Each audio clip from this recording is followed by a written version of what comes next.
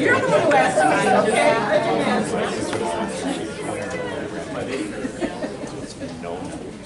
Hello and welcome. Thank you all for coming to this wonderful remembrance of Chris. I'm just going to give you a little bit of an overview of what we're going to do for our wonderful celebration for her, and so that you can know what to expect and when to offer any shares that you might have. So Bill's going to start us off with some welcoming remarks and to describe the memorial walkway and the brick which we have displayed over here. We are going to be walking over to the memorial walkway after we're finished with our remembrance here so that we can place the brick in the spot that's been prepared.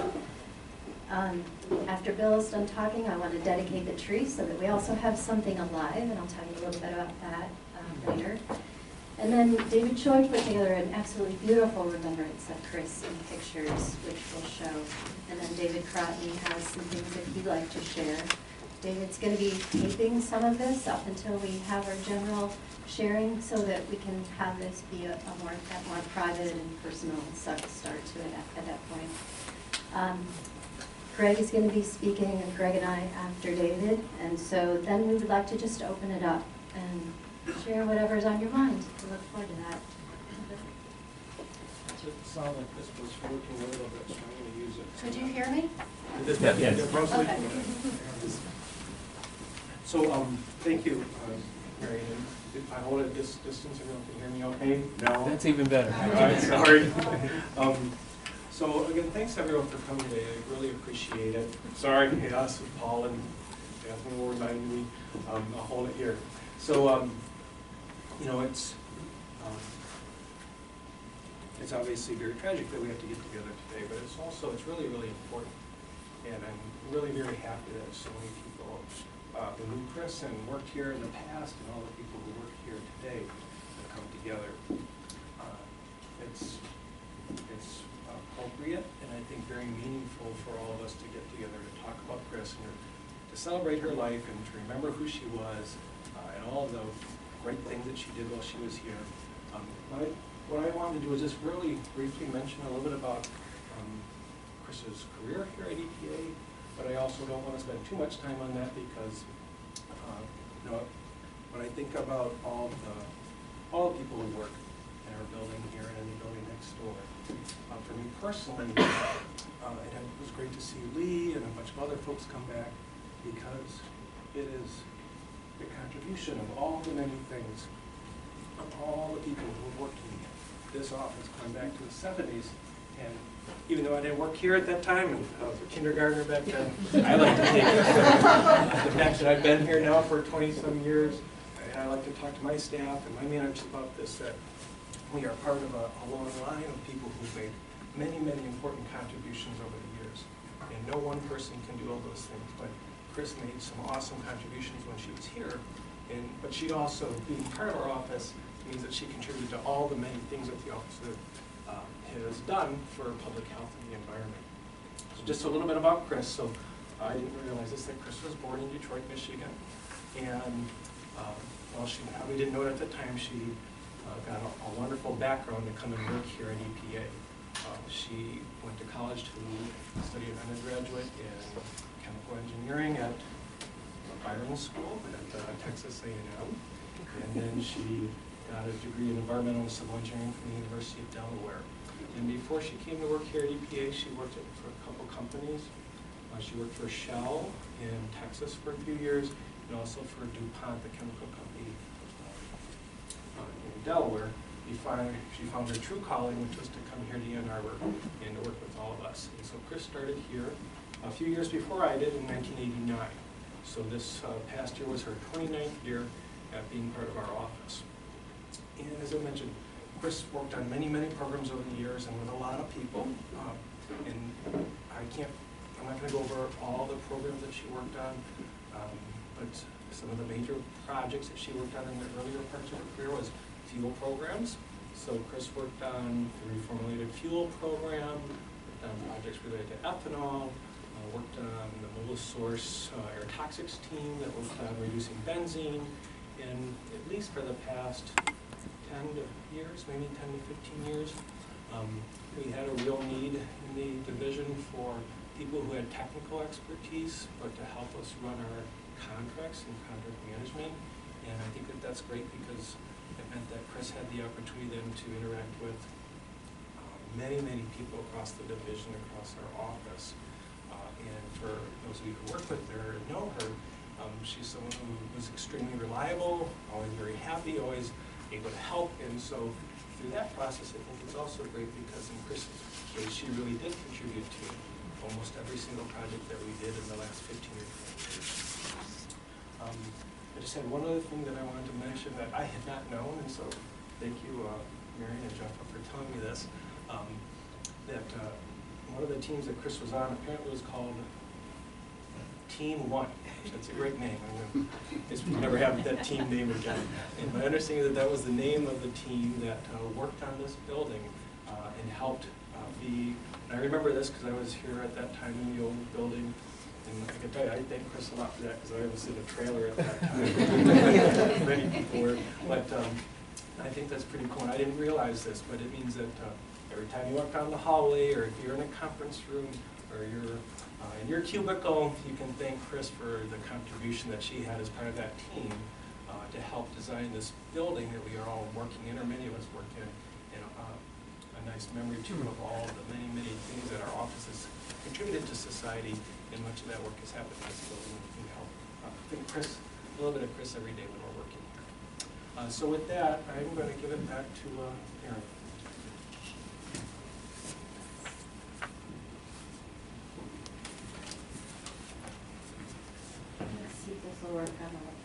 So the tree that I'm going to be planting at my home, because that's challenging to do here, I'm going to be able to keep this tree absolutely thriving in Chris's memory at my house. It's a basswood tree. Some people call it a linden tree. It's a weeping linden. And they make beautiful white flowers in the spring, and the leaves are heart-shaped. It's definitely one of my favorite trees in her honor. So I'm going to read a poem to you that a young woman at Chelsea High School wrote. Her name is Megan O'Neill. With this seed we plant a dream, a memory, a champion, a tree. With this single seed we will plant a tree that will grow higher than we will ever see, extending forever into the sky, branches gracing the clouds, tangling with airplanes of the stratosphere. With this tree we remember our dead, reaching forward into heaven, the leaves and branches, weeping willows crying rivers of tears into the wind for our lost souls. With these roots, we hold fast to the ground, clinging to the earth, not to be shaken in any storm, nor parted from trunk and branch by any axe or act of severance. With this arbor, we stand in uniform assembly, marking every great and powerful victory by returning to the earth from which we came. With this single seed, we plant a forest, an echo of the resilient spirit, a reflection of the strength in numbers, awaiting every new challenge with our brothers and sisters by our side. With this seed, we plant a dream, a memory, a champion, a tree.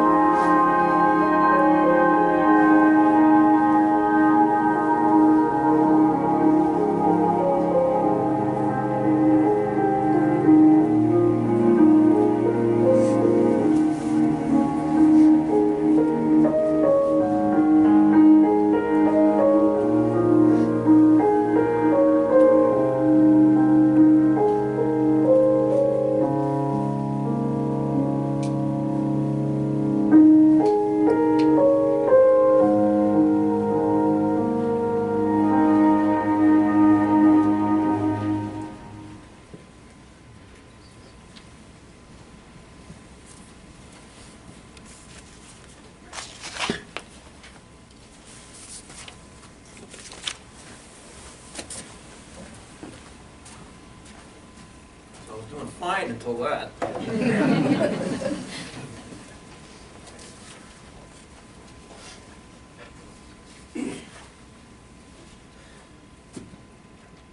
So Chris has two siblings, Megan and Robert, Bob. And Bob sent me something that he asked that I read to you all. And I read just the top part, but I haven't read most of it. So this will be as new to me as it is for all of you. On behalf of Chris's father, brother, and sister, first you've got to know we called her Tintin. It's a Filipino thing where all the kids get nicknames. Christine shortened teen, drop the E to make it 10, then for some reason double it, so Tintin.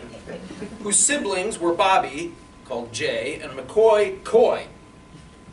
We love you, Mom. Apparently it was his mother who came up with all this. Tintin embodied every first child stereotype there is. She was responsible and ambitious, practical and fearless. She helped clean the house without being told. When she asked for and got an actual pony, she cleaned out the stall daily, and she did it all with a sweet, strong smile. She watched over her brother and sister like a third parent. In fact, her younger brother Bobby didn't really talk until he was 3. That's because she doted on him from the cradle, learning what he liked and disliked, and took care of it. So, you know, what was there for him to say? In school, Tin made straight A's. She was in Spanish club and chemistry club and did a foreign student exchange summer in Japan. She loved being outside and being physical. She took years of ballet and tap class. I wish she would have shown us. She ran marathons, played tennis, and continued with her lifelong love of playing softball. As an adult, Tin wasn't as observant a Catholic as our mother was, but then who could be? But she hit all the big sacraments at least once. When we were kids, she was routinely called on to walk the weekly offering up the center aisle, and we'd take turns accompanying her on those long trips. Above all, Tin cared for others. When she got a job with her newly minted master's degree, she refrained from telling our mom what her starting salary was because it was more than our mother made with her master's degree. Tin thought she might be troubled by the fact and wanted to protect her feelings. It wasn't needed, but that's who she was. Tin and her husband Dave have two boys, Scott and John. They mean the world to her. In the last weeks of February,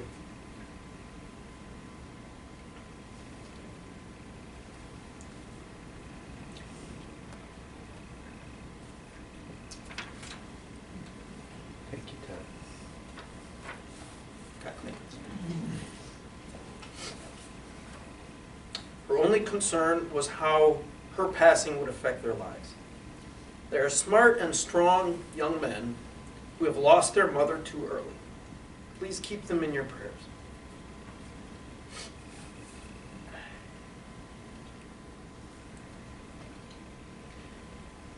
I lost my place. When her younger sister Megan, McCoy Coy, had her own children, Tin dispensed needed and thoughtful advice, assuring her, yes, that's normal, and no, you're not crazy. And one final story. When our mother was facing her own battle with cancer, Tin would visit whenever she could, or arrange theater trips Mom could attend. One time when Mom was feeling particularly strong, Mom, Dad, and Tin went to Sleeping Bear Dunes in Traverse City. Mom and Dad started up the dune, and at the halfway point, Mom said she was just going to rest there, and they could pick her up on the way back down. Well, Dad got to the top, and when he looked back, he saw Mom continuing the last half of the climb. Tintin at her side, smiling and giving encouragement. Mom crested the dune under her own power, and didn't have to take Tin's arm, but it had been there ready at her side if she ever needed it. That was the effect Tin had on each of our lives. We love you, Tin, and the sweet, strong smile lasted to the end. I was all ready to do just fine.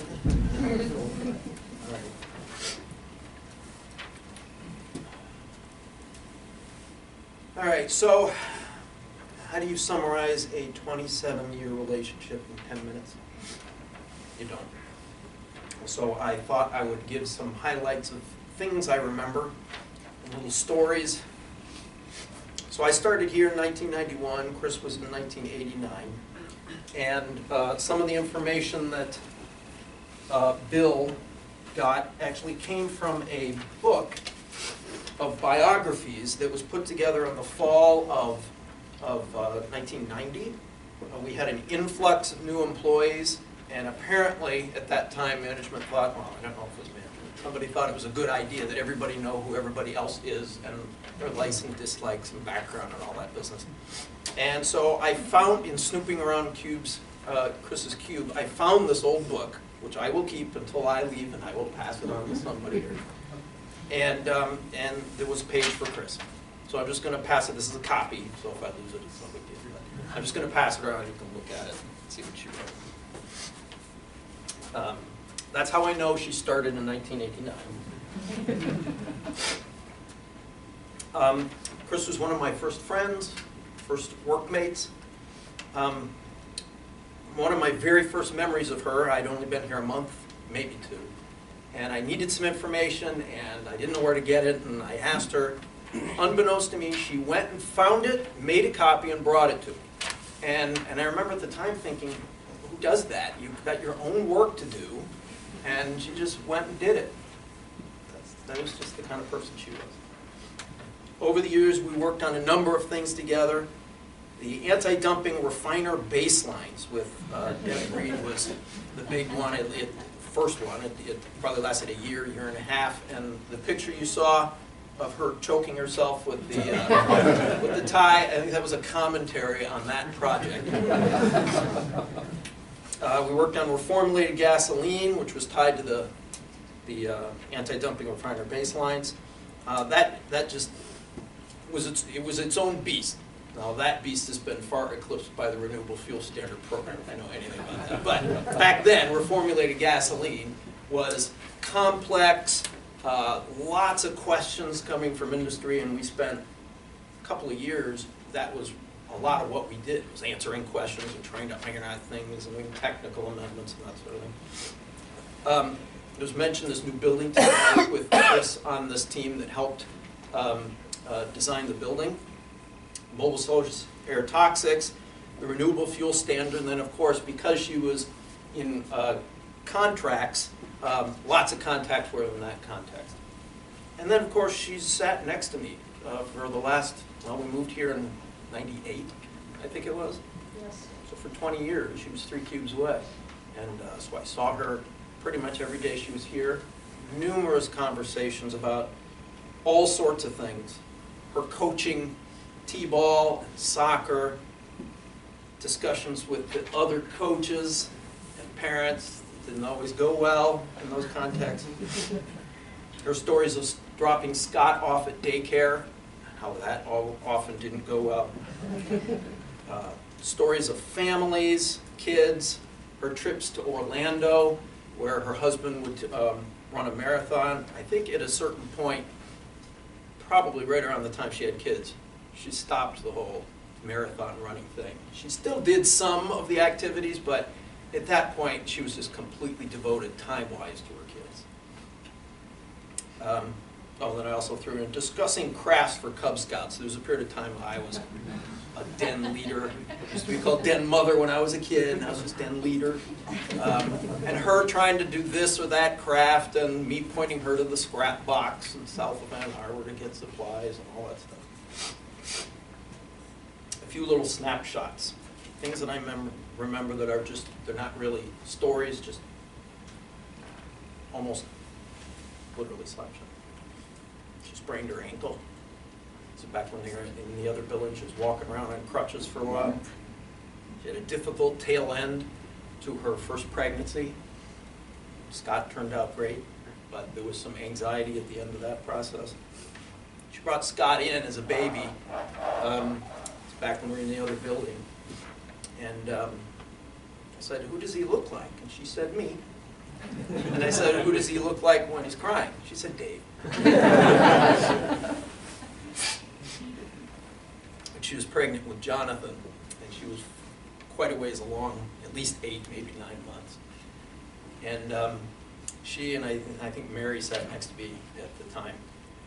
So a lot of our conversations are outside our cubes, and I can distinctly remember on several occasions, she'd be standing outside my cube, I'm in my cube, we're laughing about something, and she'd be laughing, her belly would bounce as she's laughing, like her diaphragm was making it bounce. And that made me laugh harder, which made her laugh because she thought something was even funnier than she thought, which made it bounce more.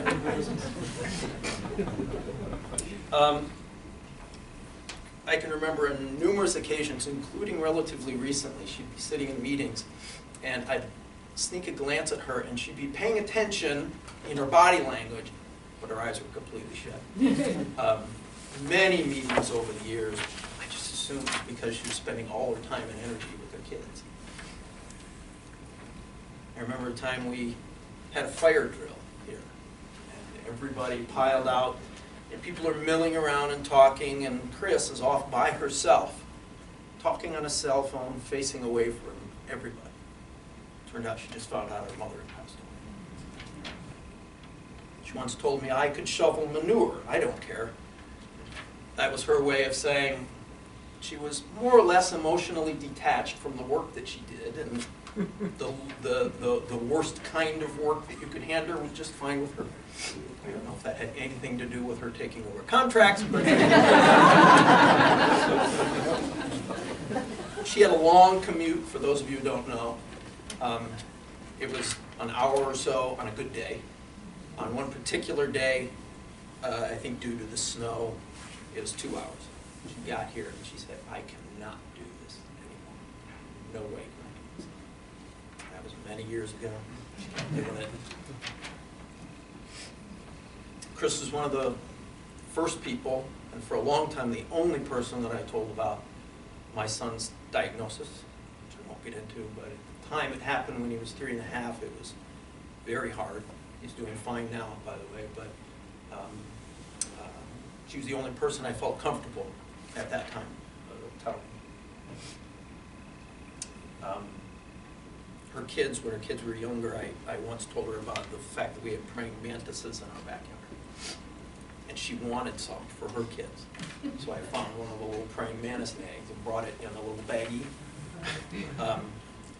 Actually more than one, in a little sealed plastic bag. And this is a story about a completely different person. Chris is standing there, and Julie comes walking up, Julie Farhad. Chris accidentally drops the bag. Julie hits the roof because she thinks that it's a live praying mantis. Only one story about somebody who's tired. We played a lot of practical jokes on each other over the years, and mostly cube-related things. And I'll tell you, my personal favorite was the one that I played on her. I had gotten a hold of this little tiny medicine reminder. So it was really thin. You get it when you get certain kinds of medication, and it starts beeping once every 24 hours, and you have to turn it off. But it only beeps like once a minute. So it's designed for you to keep in a wallet or purse or something, and if you start hearing the beep, oh yeah, that's right, I have to take my medication. You hit a button, it turns off for 24 hours, then it starts again. It was really thin, so I thought, this is going to be awesome. So I started it and taped it underneath one of the trays in her cube, and knowing that exactly 24 hours later it would go off.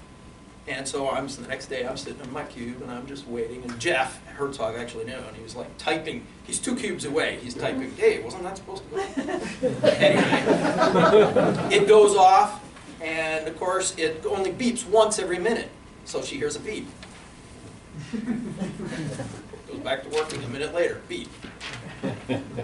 It drove her bananas for about 5 or 10 minutes. She was walking around asking people, did you hear that? Hunting around her cube. She eventually, at a certain point, you start looking the places where it can't possibly be coming from, like underneath the trays, and she found it, ripped it off, and turned around. And by that point, there were a crowd of us standing outside their cube going, what is that? What could that be? And she looked at me, and I was like, oh, how did that happen?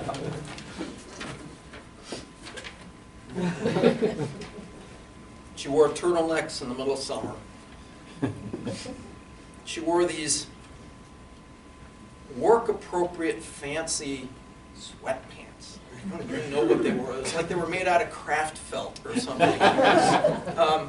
She wore them all the time. They had to be the most comfortable pants you could possibly get your hands on. And they were, I've never seen them anywhere in any store. She wore them all the time. Part of her, who she was. I never saw her get angry. I think I saw her get annoyed once, but never angry. It was so easy to be around her. When she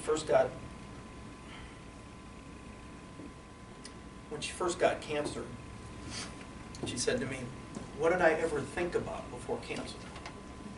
I can only assume that she was thinking about her kids.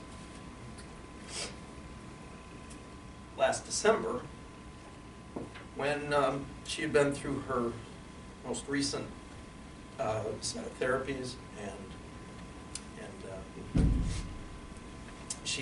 her attendance had been pretty spotty at work. So she came in last December, and I said, "How are you doing?" And she said, "I've been better," which I thought was the understatement of the year. I visited her in January. I was very glad that I did. She was wrapped up in the blankets and sweaters and hats to keep her warm. During the conversation, I asked her if hospice was the next step. And she shrugged and said, "Maybe." And I thought, maybe. Her whole focus was on staying healthy. She was talking about how to deal with the edema in her legs, how to deal with pain in her liver, and pain that made it difficult to swallow, and getting more calories into her, and this, that, and the other thing. If it had been me, I would have just said, "That's it, I'm done." But she wasn't done.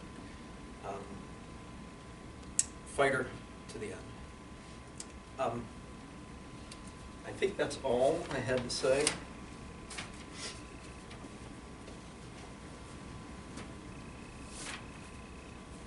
Just making sure, yeah, that's it. So, Mary. I'm going to try this without the microphone. Can you hear me, Byron? Tony? Okay. So,